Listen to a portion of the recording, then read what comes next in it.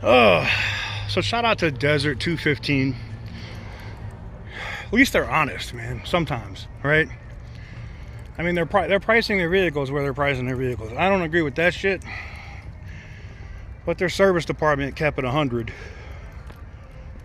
So I just had the truck inspected, and it's bad.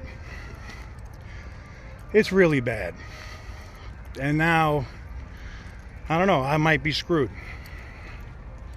Let's talk about it.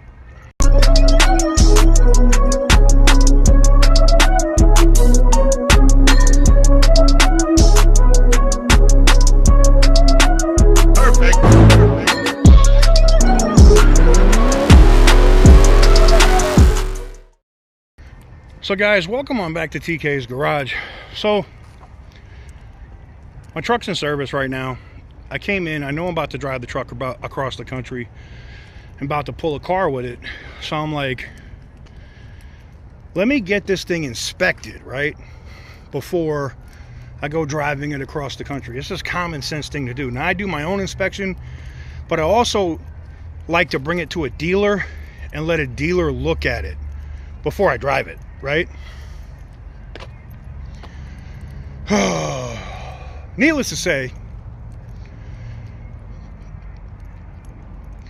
so I bought this truck from a company here in Vegas called Rev Euro. Great guys, man. Bunch of veterans that work in there. And maybe that's on me, because like when people tell you, like, you know, the whole group is a bunch of veterans or whatever, you kind of let your guard down a little bit. And I did that. But I bought this truck and I thought I got a good deal on it. I even negotiated like another $1,000 off the price of the truck. I thought I did decent on the truck, right? Well, I bring it in for service. They're about to do an oil change. And they say, hey, you should do your coolant. It looks like mud. And I go, well, shit, if it looks like mud, yeah, you should probably do that, right? Get it done. So they go to do it, and another service tech comes over there to look at it. And what do they find? Oil in the coolant. And it's evidently persisted for a long time because they had to get a tool to take the cap off the radiator. Like it was crusted. So this is not anything new. So it could be one of two things. It could be the block. It could also be the oil cooler, which is a common issue on the 5.7, but I thought that was a newer issue, not an older issue on the 5.7, but evidently it's a, I guess it affects the older 5.7s too. I've never had this issue on any Aspen, on any vehicle from Dodge that I've owned with a 5.7. Not the Magnum, not any of my Chrysler Aspens, not the Durango, not anything. So, pardon my surprise when I find out my truck's probably fucked. Now, at this point, you know, I reach out to the dealer that I bought this from, because we're only a couple days in, and I say, hey, can you tell me who inspected this truck? Because did they have to get a tool to take the coolant cap off like they had to do here at the dealer? Now, I know a lot of you guys will be like, oh, 215's a scam. They're only saying that because they want you to spend money. If that was the case, they would have just did the job, right? They would have charged me the $300 and changed the coolant, but they didn't. So I have to give them credit there.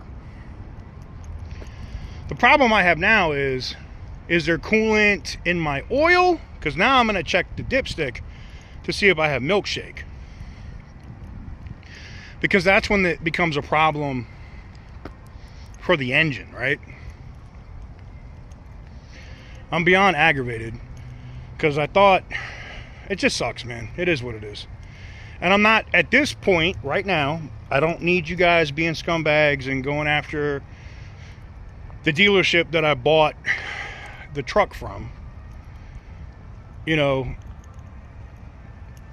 part of it is because, you know, this is the sucky part about this business, right? When you meet other, it'd be like somebody coming to buy a car from me. You would expect me to sell you something solid, right? And I can't blame it on my sales guy at Rev Euro, because they're going by whatever mechanic looked at the vehicle and they found out that, hey, you know, look, the truck needs X, Y, and Z, right? I don't know. Right now, I'm a little upset. I ain't gonna lie. I'm a little salty about the truck. I know I said, like, I don't care, like, I didn't care about the miles on the truck, because I knew, like, if it got me by for like the next 40 or 50,000 miles, I was good. And a rebuilt Hemi engine would be like $3 grand, probably another $2 grand to install. So I probably would be at like 5,000 to install another engine in it, and I just keep it moving, right? Fix all of the issues that normally come on the Hemi and just keep it moving. But did I expect to drop another 5 grand right after I bought the truck, when I could have bought a lesser mile version of that truck at another dealer? Of course I didn't. So we'll see what happens. I'll keep you guys posted. You know, if the dealership that I bought it from, you know, makes it right or whatever, obviously we're going to continue to promote them. I appreciate them, because it's all vets and stuff that have it. So we'll have to see what happens. But yeah, I mean, where I'm at with it right now is most likely I'm going to have to drop a fucking engine in this thing, and it sucks. But anyways, guys, let me know what you guys think in the comment section down below. He just came out to talk to me. It's not an oil cooler. This truck doesn't have one. So at this point, I don't know what the hell it is. They're not finding coolant in the oil, but they're finding oil in the coolant. So I'm thinking head gasket? Block? I don't know. I need my Mopar family to tell me what they think in the comments below. I don't know. But let me know what you guys think in the comments below. What do you think it is?